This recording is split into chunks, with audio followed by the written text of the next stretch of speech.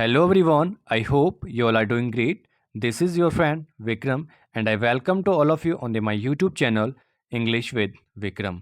दोस्तों आज हम लोग इस वीडियो में पढ़ने वाले इंग्लिश के कुछ बेसिक कॉन्सेप्ट्स। इन कॉन्सेप्ट्स को अगर आप लोग सीखते हो तो तकरीबन जो 50% ऑफ द प्रॉब्लम्स होती है स्पोकन इंग्लिश की, जहाँ पर आप लोगों को इंग्लिश बोलनी होती है, वो प्रॉब्लम आप लोगों की ईजिली सॉल्व हो जाएगी।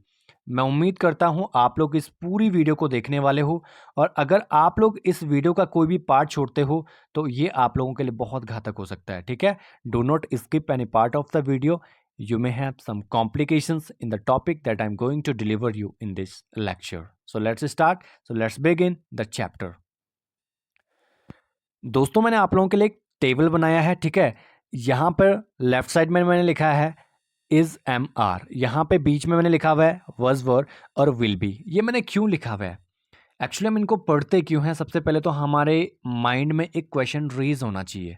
जब तक हम लोगों को ये पता नहीं चलेगा कि ये हैं क्या, हम इन्हें पढ़ते क्यों हैं, हम लोग कभी स्पीकिंग कर ही नहीं सकते हैं। ठीक है, तो एक्चुअली हम इनको इसलिए बोलते हैं, इसलिए समझते हैं, इसलिए पढ़ते हैं कि हमें समझ आए जो हम सेंटेंस बोल रहे हैं, जो सेंटेंस हमने बोलना है, जो सेंटेंस हम लोगों को समझना है, वो किस टाइप का है, उसका नेचर क्या है, प्रेजेंट का है, फ्यूचर का है या पास्ट का है। ठीक है ना, चलो आसान भाषा में आप लोगों को समझाऊंगा।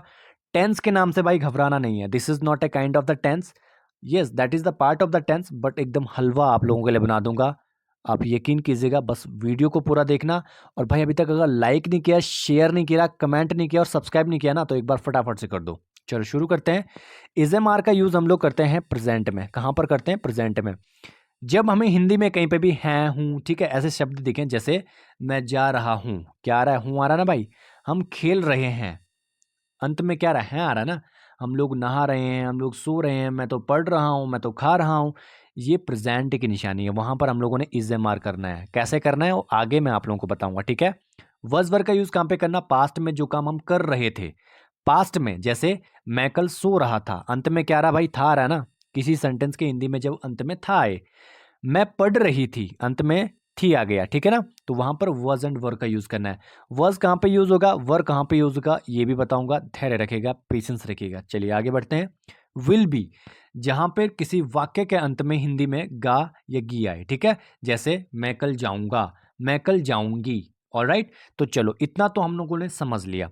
अब एक चीज आती है, जब हम कोई सेंटेंस बनाते हैं वहां पर हम लोगों को 3 से 4 चीजें देखने को मिलती है।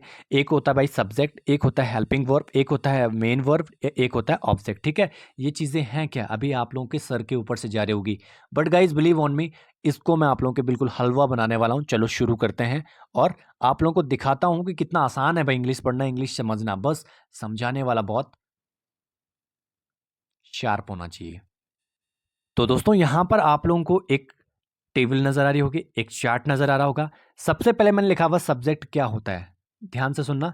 सब्जेक्ट किसी सेंटेंस में डूअर होता है। डूअर का मतलब होता है कोई काम करने वाला या फिर जिसके बारे में सेंटेंस में बात की जा रही, वो होता है सब्जेक्ट। कोई दिक्कत नहीं, अभी आगे आप लोगों को समझ आ जाएगा। हेल्पिंग वर्ब क्या होती है? ये हेल्पिंग वर्ब क्या करती है, इससे हमें ये पता चलता है कि हेल्पिंग वर्ब लगाने के बाद जो सेंटेंस का नेचर है वो किस टाइप का नेचर है, पास्ट, प्रेजेंट, फ्यूचर। ठीक है, मेन वर्ब क्या होती है? जो हम लोग एक्चुअली में काम कर रहे हैं, जैसे प्लेइंग, बाथिंग, ठीक है ना, लिखना, पढ़ना, सोना, गाना, नहाना, जो भी हम काम कर रहे हैं उसको हम लोग मेन वर्ब कहते हैं। ऑब्जेक्ट क्या होता है? जिस पर हम लोग काम कर रहे हैं। समझ नहीं आया? कोई दिक्कत नहीं है, आगे आप लोगों को बताता हूं। अब दोस्तों समझने का प्रयास कीजिएगा। मैंने आप लोगों के लिए यहां पर इस तरीके से ये चार्ट बना रखा है कि आप लोगों के subject, helping verb, main verb, object भी क्लियर हो जाएंगे और आप लोगों को इजीली पता चल जाएगा कि ये टाइप क्या है, मतलब किस टाइप का ये सेंटेंस है, प्रेजेंट है, पास्ट है, फ्यूचर है। जैसे Ram is eating the food, Ram is eating the food. अब याद कीजिएगा इज एम आर का यूज हम कहां पे कर रहे थे? राम खाना खा रहा है। किसी सेंटेंस के आखिरी में अगर हिंदी में है आता है तो वो प्रेजेंट का है, तो ये कौन सा हो जाएगा भाई? प्रेजेंट का। ठीक है, पीआरई प्रेजेंट का हो जाएगा। I will go to the market, okay sorry, मैंने आप लोगों को ऊपर वाले सेंटेंस में मैंने आपको थोड़ा सा ये नहीं समझाया कि ये सेंटेंस तो एक्चुअली में प्रेजेंट का है। ठीक है, ये क्या है? प्रेजेंट का है। बट मैं आप लोगों को इस सेंटेंस में एक चीज सिखाना भूल गया कि इसमें सब्जेक्ट क्या है, हेल्पिंग वर्ब क्या है और मेन वर्ब क्या है और ऑब्जेक्ट क्या है। देखो दोस्तों, जिसके बारे में कोई चीज़ बोली जा रही हो उसे हम लोग कहते हैं सब्जेक्ट। तो राम एक सब्जेक्ट है, राम के बारे में यहाँ पे बोला जा रहा है।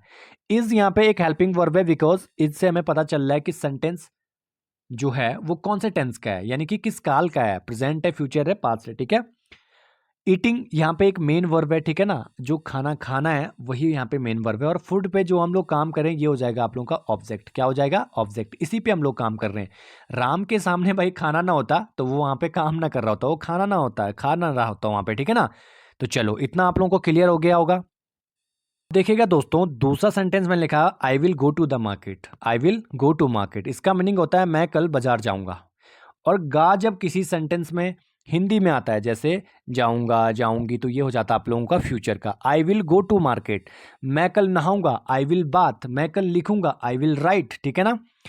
दे were playing the game, was and were का यूज हो रहा था पास्ट में, जो काम हमने कल किए। जैसे मैं सो रहा था कल, आई वॉज स्लीपिंग, वह लोग कल सो रहे थे, बहुत सारे लोग। दे वर प्लेइंग यानी कि वो खेल रहे थे।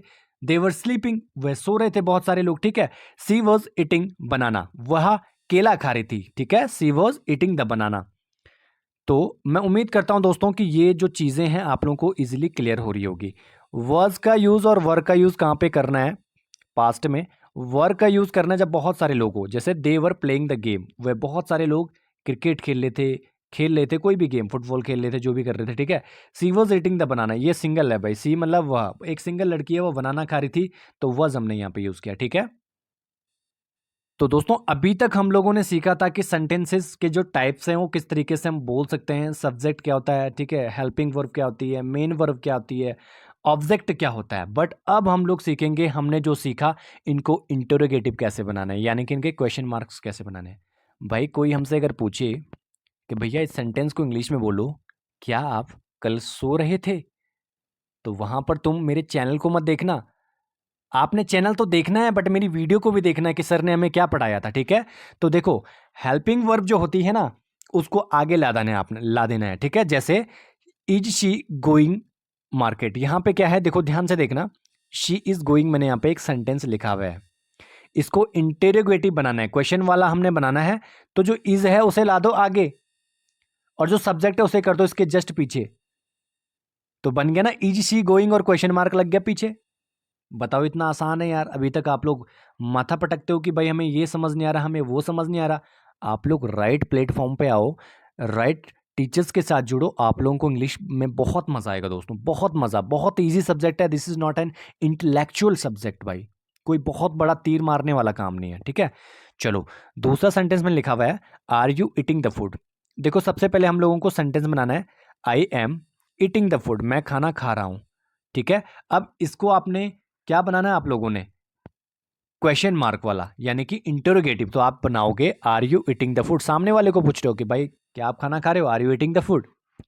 वर यू ईटिंग द फूड, उसने बोला I was eating the food. ये तो सिंपल सेंटेंस है, बट इसको हमने इंटरोगेटिव बनाया तो कैसा बना, वर यू ईटिंग द फूड। मैं उम्मीद करता हूं छोटी छोटी चीजें, बेसिक बेसिक चीजें आप लोगों को क्लियर हो रही होगी।